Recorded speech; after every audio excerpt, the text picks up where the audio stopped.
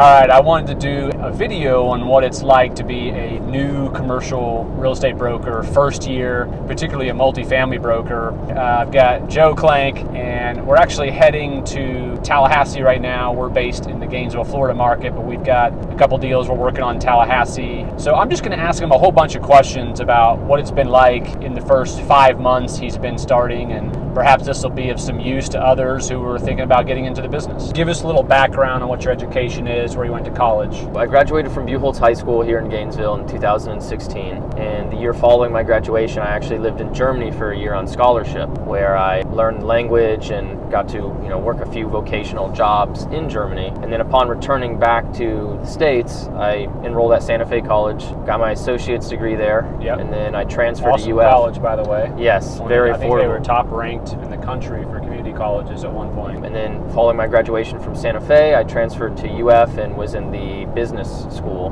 where I was there for 2 years and then graduated this past summer with a degree in business administration. Awesome. So that's August of 2022. Correct. Yep. Cool. So then how old does that make you now? I'm an old man now. I'm 24. 24 years old. God, it would be amazing to be 24. When did you think about getting into real estate? I had always really considered it, but it was never something that I took very serious. When I started working with you and driving you while I was still enrolled at UF, that was when I kind of gave it a much more serious look as a career. And the more we were together and the more we worked together, the more I realized that being a multifamily broker was something that was very attractive to me, and I decided to pursue it. So Joe, obviously this is your first career as a 24-year-old. What were your little small jobs kind of leading up to it through high school and college? My first job was when I was a junior in high school. I was a bagger at Publix. And over the next 5 years, I kind of worked up through the ranks and worked as a cashier and as a produce clerk and as a grocery clerk. Such a good first job. It is a great first job. You really great company. Yes, fantastic company. And so I learned a lot while working there, just about work life and what a 9 to 5 is like. How many hours you have to work in order to earn almost nothing. Right. And learn that I never want to work there again. But it was a great experience. And so after about 5 years at Publix, I left, and I was in school at the time. I was just so busy that I couldn't work as many hours as I initially had while I was in high school. And so I went to the car wash actually near my house. Oh yeah. And I detailed cars there, and thing I liked about that job a lot, which made me keen on working as a broker, was the fact that I was paid tips. How hard I worked directly reflected in how much I was paid. And so really good point. So while I was working there, I worked my butt off, and every day I would work there, I made probably what I would make at Publix in 3 days of working. Wow. In tips. So it was a very good learning experience for me. So I got to imagine for the young people who are watching this, you wouldn't change for the world having worked at whatever it was, $6, $7, $8, $9 an hour for Publix. $8.25 was what I started at. $8.25, and having experienced essentially working 40 hours, and you'd walk away with probably $260, $270 right after taxes. Right. And then having tripled that essentially by having a little more control over the efforts you put in and the money you get out. Absolutely. Doesn't hurt that you were probably working on some pretty cool cars every now and then. You'd get some supercars, maybe a couple exotic cars. That was awesome, which is a passion you and I share. We'll get into later. So that's cool. Any other jobs? At one point I had 3 jobs. I was working at Publix, the car wash, and I was helping manage my parents' Airbnb. They have an Airbnb in town as well that they rent out. And driving for me. Right, and driving for you. So 4. So I had 4 at one point. And I was in school, so I was juggling a lot. That's awesome. But it was a great learning experience. As a 24-year-old, obviously you just graduated, you're working for me, you're building this brokerage business. We've talked about the advantage of you still living at home right now. Right. Tell us what those advantages are from a stability standpoint, a worry standpoint, all that stuff. Because I've lived at home all of these years while I was in college, I've been able to save a good amount of money in the eventual hopes of buying a property and never having to pay rent. That's always kind of been my goal, was I wanted to build equity in something day one. So by living at home, I've been able to generate this nest egg, and it's also afforded me the privileges of being able to travel occasionally, and really not having to worry too much about making rent or anything like that. It's afforded me a lot. I still pay rent and I still help out, right? And I pay insurance and everything like that. not having a full month's rent due on the 31st of every month has allowed me to save much more than I would have. Right. Well, and I would say, especially when you go into an entrepreneurial career like real estate brokerage, where many brokers start with zero income. Right. With me, you're being paid a salary, and I'll tell the viewers why here in a second. But at the same time, you're also on commission, right, for deals that we're going to be able to procure. It allows you to pursue this career in the first place because typically you need 6-8 months to establish your name, sort of a presence in the business, the confidence to a customer to actually hire you. You ain't doing sales in the first month for most folks. Right. So Joe, starting off in brokerage, what have been some of your fears before you got started? Like what kept you out at night from the time that I hired you to the day that you started? I would say my biggest fear was definitely not knowing as much as I think I should have. You know, when you're a broker, you're providing value to clients based on market data, properties, you name it. And when you're starting off, you don't have all of that. You might know some things, but you don't know everything you need to. And so when you get a hardball question thrown at you that you might not know the answer to, it can feel a little bit embarrassing, or you feel like a rookie. Over time you learn these things, but in the beginning it can be very intimidating, especially when you're conversing with someone who's been in the game for several decades. Well, and you know your real estate licensure that you got only teaches you so much, right? It's the book thing, and then getting into the real world is a whole different world as you learn. Different world. For me, as your employer, I wanted that fresh blood who doesn't know anything, that wasn't contaminated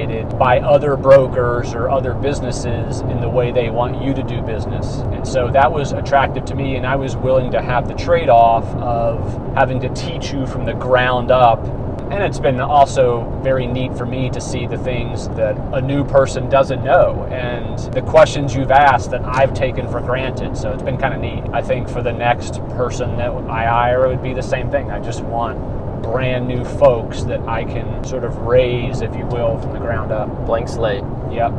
So Joe, how are you being paid right now? So I have a base salary right now, and every commission I earn on top of that, we split 50-50. And just so y'all know, some brokers will count those commissions towards the salary. So for instance, if someone's paying someone $30,000 or $40,000 a year base salary and they earn a $10,000 commission, they'll actually net that from the person's salary. I'm not doing that because I still want to have some control of what Joe does, and as long as he's in a salary position for me, I can still need a certain amount of hours from him. I can still dictate things that I need to have done for me on my side. And what'll happen is eventually he'll be doing enough number of sales where he won't want to do some of the salaried stuff, nor will I want him to, because he's earning enough that I want to turn him loose. And so at that point, you and I will be thinking of hiring another person to replace you for your salaried responsibilities. Right. Day one, what did I have you start doing? Data.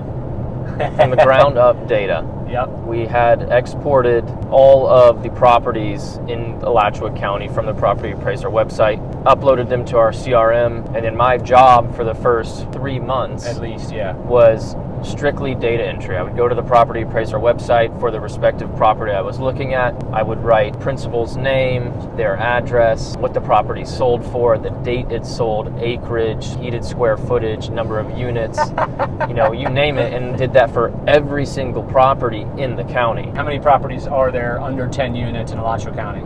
Just over 1,100. And how many owners is that? 697 unique owners. All right. And I could ask him a whole bunch of other ridiculous questions. If he doesn't know it, he can look it up pretty damn quick, but he can get pretty close just off the top of his head.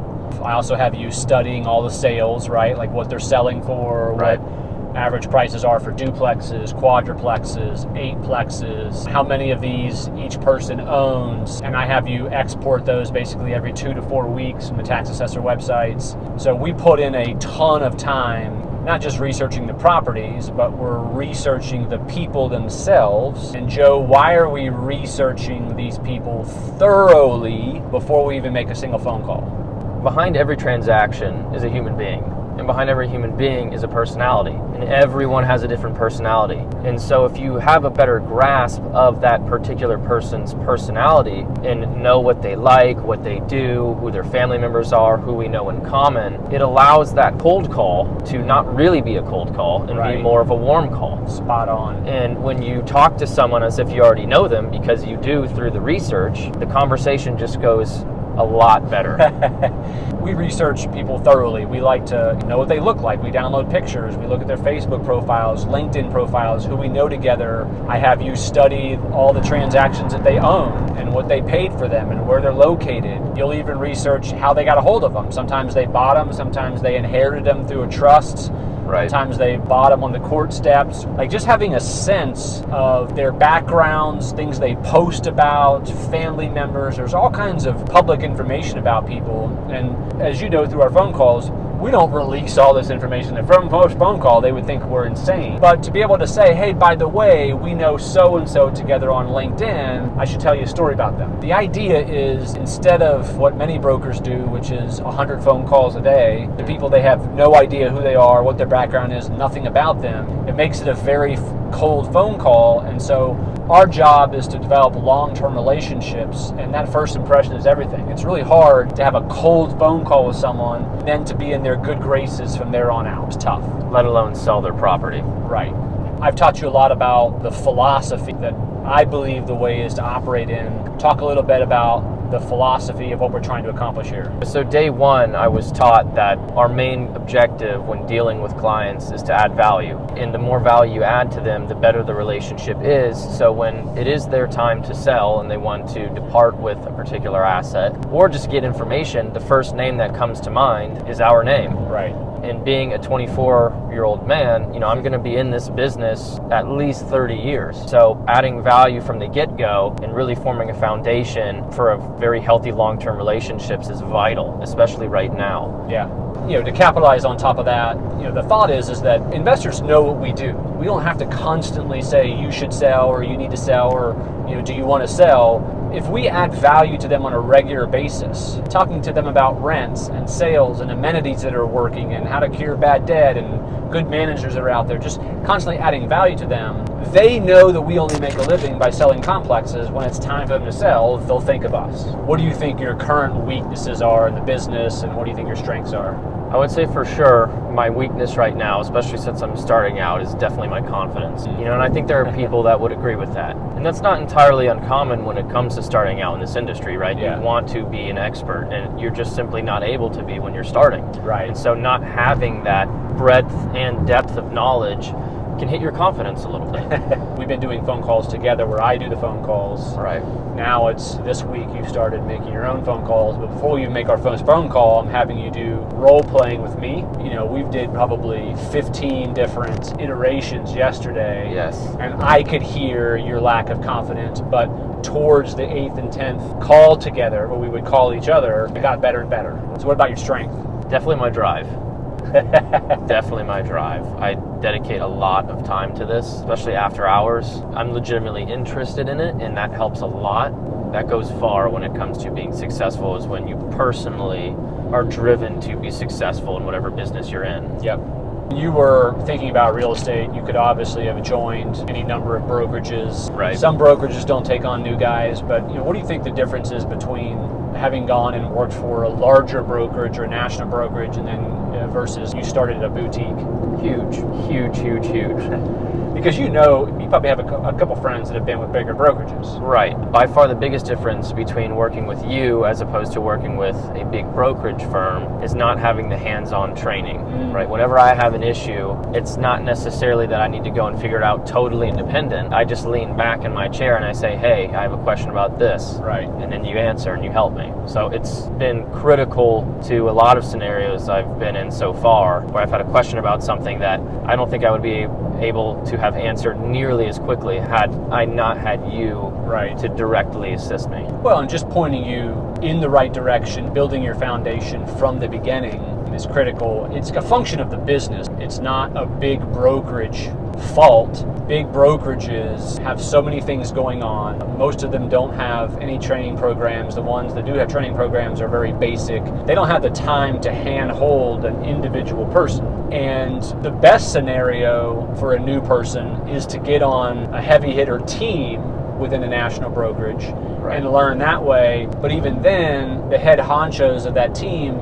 can't hold your hand because they're super busy. Plenty of absolute killers have started in big brokerages. Nothing against it at all. And I think for some folks, it's a great way to go. But now at the same time, I also understand why not many independent brokerages like me take on a new guy. I'm definitely going to be taking an income hit because I'm subtracting hours from my own business to build your business, because I think long term the production will be there. And just to build on that a little bit, we said earlier, when everyone starts out in this business, they're a blank slate. And not having someone that can really hold your hand in the beginning, you can start doing things that you might think are beneficial to you as a broker. They're actually not. Yeah. And so with me in particular, there's been several scenarios where I've started doing things that I thought might be beneficial to me, and you said, hey, based on your experience, this ain't the way to do it. Yeah, and so you could have gone on months and years and done that and hurt your reputation or just lost a lot of productivity or whatever the case may be.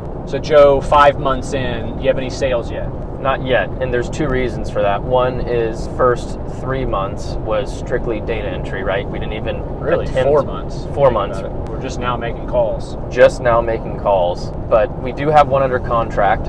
And then we have a few more right now that the owners are prepping for sale that will hit the market relatively soon. I mean, I think it's a great start. I would say that patience is key in the beginning, especially when I'm having you do crap work starting off, which is a lot of data entry. It's not fun, it's not sexy, it's probably not what you thought would happen, but I know it's a huge base to start off with. And I think you can start to see how that's going to pay off, building this from a CRM, knowing the inventory, knowing the players that own this stuff, and to be able to speak in a whole different manner with investors will propel you way beyond those who just start off just making call after call after call without any knowledge whatsoever. You're in a W-2 role, but you're also in a 1099 role, which means you're sort of an entrepreneur. What does that mean in terms of taxes? What have you learned about that? It's different compared to a strictly salary-based job, for sure.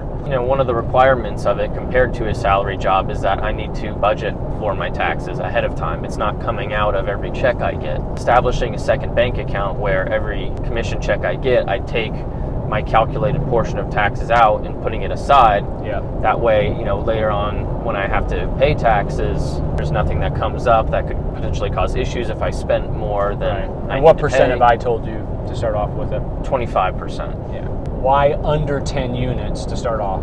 The main reason is it's a largely untapped market. There's 5.5 times more closings compared to the over 10 world and 3 times the inventory. So the opportunity is there. You're not making as much per transaction, but there's enough transactions occurring to where if someone really specializes in it and closes enough, they can make a pretty good living. What I've seen is there's not a whole lot of brokers that at least will have your level of knowledge of the inventory and the stats that's covering that, right? It's mostly been a residential agent who primarily sells homes, and then the person who buys or sells a home with them says, hey, by the way, I have a quadruplex, would you sell it for me? I think a good breeding ground is not only starting off in under 10s, but it could be something that you do for a while, depending on the success level. Right. Tell them how important a CRM is, which is a customer relationship management software. For us, we use RealNex. It's vital. It's the heart of what we do. When you have 700 owners, tracking what they buy and what they sell can only be accomplished with a very detailed CRM, as well as scheduling follow-ups with them and any other points of contact or contact you've previously had with them. Right, tracking your history with them, conversations, things they've said, Knowing what you know now, having only been in the business for 5 months, there's some folks that are maybe thinking about going into commercial real estate brokerage. There may be some folks who are already in it, who are kind of new to it. What's your number one piece of advice? My number one piece of advice would absolutely be finding a mentor, someone that can teach you the ropes. I would not be in the position I'm in right now had it not been for Beau mentoring me and just establishing that relationship. Getting the ball rolling is much more difficult not having someone who's previously rolled it show you how to roll it. Not getting thrown to the lions in your first day. Right, and doing stuff that you think is beneficial but is not beneficial. It's really everything. and making yourself as available as much as possible to your mentor and providing value to them, that will be reciprocal, and they will give you that same attention back, the more attention and value you add to them. Well, hopefully this video brought you guys some value, and if it did, please, as usual, give a like and a subscribe down below. We may do a follow-up video after 1 year and see how things look and try to keep you guys up to date on stuff. Thanks for taking a watch. See you guys in the next one.